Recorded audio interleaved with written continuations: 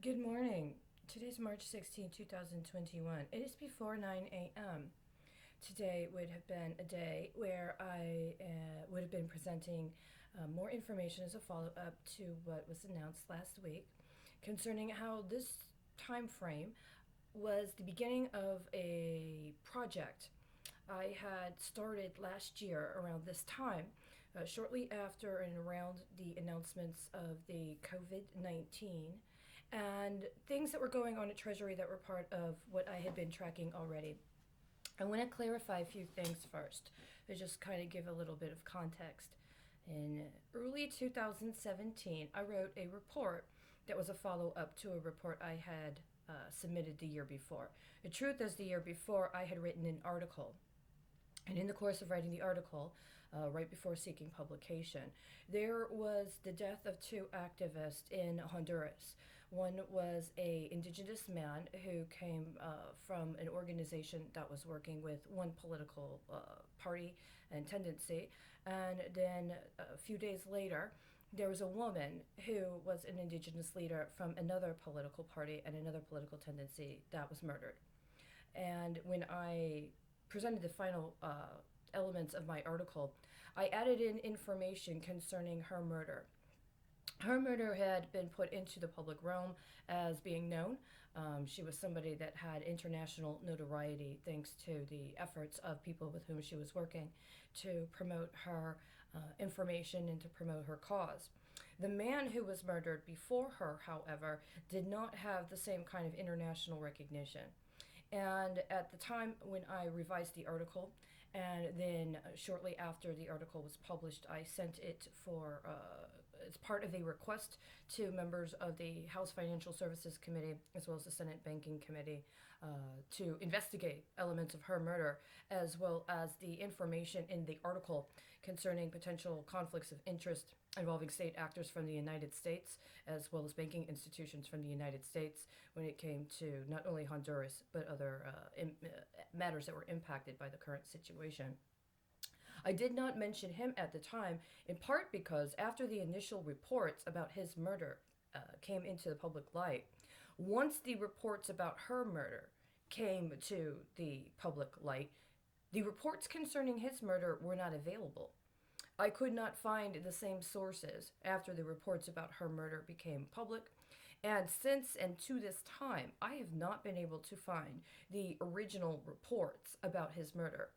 Now, the ironic thing is because I have been to Honduras and I understand the situation with the indigenous communities in Honduras is not as specific and unilateral in terms of political cause and representation as it is often presented in the United States. That the information that was available at the time about the situation seemed to me to be plausible. But the disappearance of that information since then is part of what is going on now. And in the course of this misinformation, either at the time or what has been overwritten subsequently or after the fact in order to try to make the narrative particularly unilateral when it's much more sophisticated than that is very concerning because it would seem that the refusal to verify the information concerning his murder has also been allowed to compound in the course of other matters that have not been addressed. I bring this up because by the time I had written this report a year later, I had also begun a project concerning a initial investigation of the potential use of relational databases. If you may recall, during the 2016 election, there was discussion about a campaign issue concerning creating a Muslim registry, as if somehow it was okay to legitimize consideration of requiring people to register as part of a database program with federal law enforcement based upon their alleged or espoused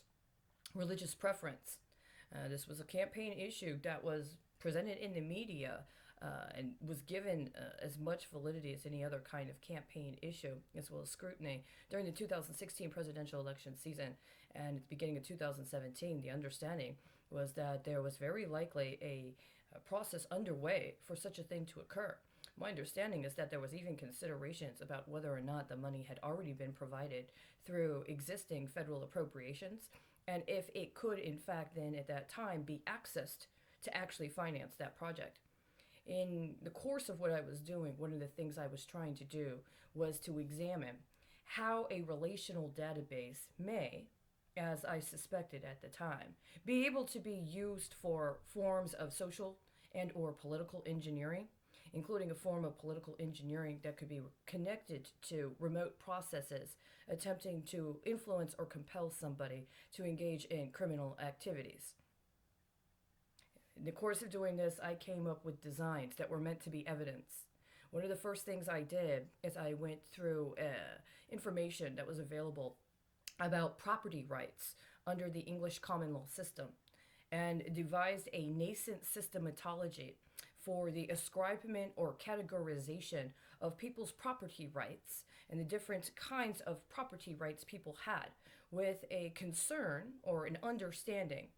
that these property rights could be ascribed either as a particular kind of value or could be ascribed as a form of object that somebody else may be able to acquire from a person. Now, in one manner, if we were honest about this, this could say somebody that has special capabilities or somebody that has an inclination or even a desire to could be participant in processes of cybernetic enhancements where their actual capacities were allowed to be ascribed as a form of property, and they could lease or rent or even sell products that they created with their own property based on that kind of systematology. But without that kind of explicit acknowledgement and without that kind of engagement with people, including in manners that acknowledge that what they're experiencing is some form of transhumanism or imposed transhumanism or process of engaging with possibilities in accordance with a political ideology or agenda related to transhumanism, or that they've already been a part of or are engaged in processes of being cybernetically enhanced and or being bioengineered, including in ways that would allow for their natural organic processes to be run concurrent to some other kind of mechanized or systematized process, so that their literal actions can be connected to processes and other matters. Without that kind of acknowledgement, and rather in a course of attempting to deceive and defraud people into believing that their experiences with these processes of imposed cybernetic enhancement are some form of mental illness, so that they can be ascribed as somebody that is mentally incapacitated and hence ineligible to make decisions about their own lives, including their own property, and hence their property can be illegally expropriated by others and used by others in the creation of their products. Well, then, unfortunately, what could otherwise have been a part of a particular modality whereby people could have their own control of their own means of production, including intangible and intellectual property production, well, what we have instead is evidence of crime. And that's where we are right now. This was prior to, I began these efforts before I was put into the situation that is now being challenged right now in March of 2017. I began it first in February of 2017. Took some time off from the specific structures of it and started revisiting it again in April of 2017, where I actually created nascent processes involving potential databases, originally starting with a very basic spreadsheet program. And at some point, it got stolen. It got stolen and lost from me. I was able to recover it several months later and have been using it in some way, shape, or form, or at least acknowledging the capacities inherent in it in some way, shape, or form as part of my ongoing tracking system and as part of the ongoing processes that I have engaged in order to try to address this. And this is also before my efforts in 2018 to come up with a specific systematology concerning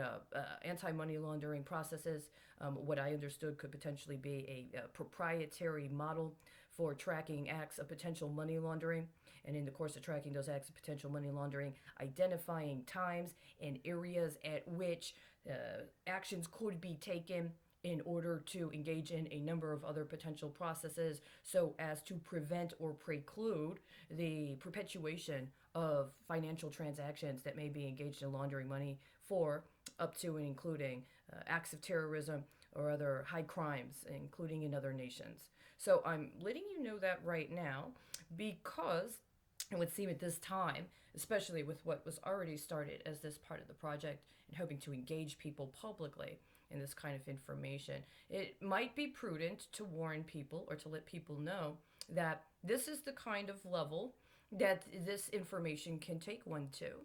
A. But B, this is also a context for why today, especially, we're going to be getting back to that part of the process. But it's important today, this morning, to let people